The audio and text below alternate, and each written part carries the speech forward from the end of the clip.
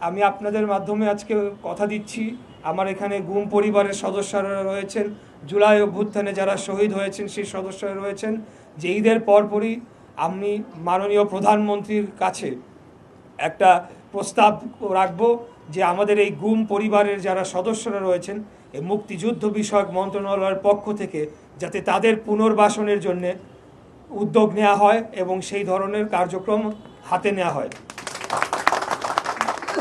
মহান মুক্তিযুদ্ধ থেকে শুরু করে জুলাই গণ অভ্যুত্থান পর্যন্ত প্রত্যেকটা আন্দোলনই কিন্তু একই সূত্রে গাঁথা। বাংলাদেশের পক্ষে, বাংলাদেশের স্বাধীনতা সার্বভৌমত্ব রক্ষার জন্যে, বাংলাদেশের গণতন্ত্রকে রক্ষার জন্যে এবং মানুষের ভোটের অধিকার, কথা বলার অধিকার এবং আমাদের এই বাংলাদেশকে একটা স্বাধীন সার্বভৌম রাষ্ট্র হিসেবে গড়ে তোলার জন্যে মহান মুক্তিযুদ্ধ হয়েছিল।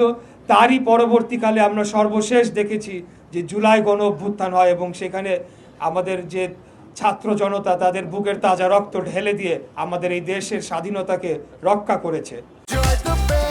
Korean super spicy flavor Mr. Noodles. Oh bro, what a chat.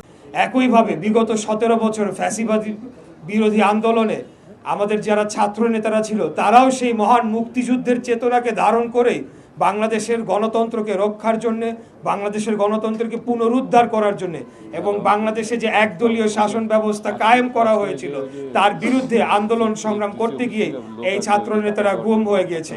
তাই আমি মনে করি যে এই সকল যে আন্দোলনের মাধ্যমে যারা তাদের শহীদ হয়েছে, যাদের পরিবার নির্যাতিত হয়েছে তাদের পুনর্বাসন করা, তাদের ভবিষ্যতে তাদের যে সন্তানরা রয়েছে, ছোট ছোট সন্তানরা আপনারা দেখছেন, ওদেরকে আমি দেখেছি তারা অনেক ছোট ছিল।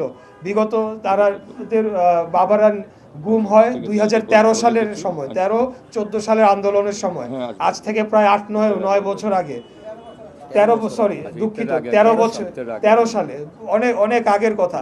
তখন আমি তাদেরকে দেখেছি, তারা ছোট ছোট ছিল, আজকে তারা বড় হয়ে গিয়েছে, তাদের চোখের পানি ঝরতে ঝরতে তাদের চোখের পানি শুকিয়ে গিয়েছে। আমরা আজকে দেখলাম যে জুলাই অভ্যুত্থানে একজন বাবা তার বিস্তারিত বর্ণনা দিলেন যে বুকের এক পাশ দিয়ে গুলি বের হয়ে পিছন থেকে বড় হয়ে বের হয়ে গিয়েছে, পুরো বুক ছিন্ন ভিন্ন হয়ে গিয়েছে। তো আমরা আপনাদেরকে কথা দিচ্ছি, এই প্রত্যেকটি গণহত্যা এবং গুম খুনের যারা পিছনে যারা দায়ী তাদের অবশ্যই বাংলাদেশের মাটিতে বিচার করা হবে ইনশাআল্লাহ।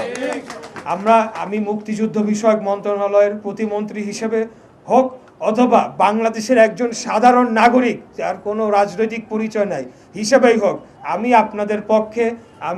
আমাদের এখানে হাবিবুর রশিদ হাবিব ভাই আছেন, উনি একজন তুখোর ছাত্র নেতা। উনি যখন ছাত্র দলের সভাপতি ছিলেন তখন এই ধরনের এই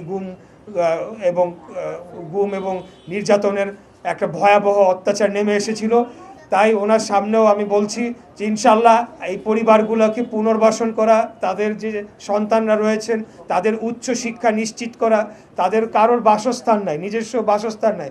আজকে যদি তাদের বাবারা বেঁচে থাকতেন তারা ভালো পজিশনে থাকতেন, তাদের একটা নিজস্ব বাসস্থান থাকতো, তাদের ছেলেমেয়েরা ভালো পড়াশোনা করতে যাওয়ার জন্য চিন্তা করতে হতো না। এই জিনিসগুলো আমরা অবশ্যই নিশ্চিত করতে চাই এবং এটা আমি মনে করি বাংলাদেশ সরকারের দায়িত্ব এই জিনিসগুলো নিশ্চিত করা। তাই আমি আপনাদেরকে কথা দিচ্ছি ইনশাল্লাহ আমরা আগামী রোজার ঈদের পরে যখন আমাদের কার্যক্রম পুরোপুরিভাবে শুরু হবে, আমাদের মাননীয় প্রধানমন্ত্রীর কাছে আমরা যাব দরকার হলে গিয়ে এই পরিবারগুলো যাতে আগামী দিনে তাদের ভবিষ্যৎ যাতে সুরক্ষিত হয় সেটা নিশ্চিত করার জন্য আমরা কাজ করে যাব।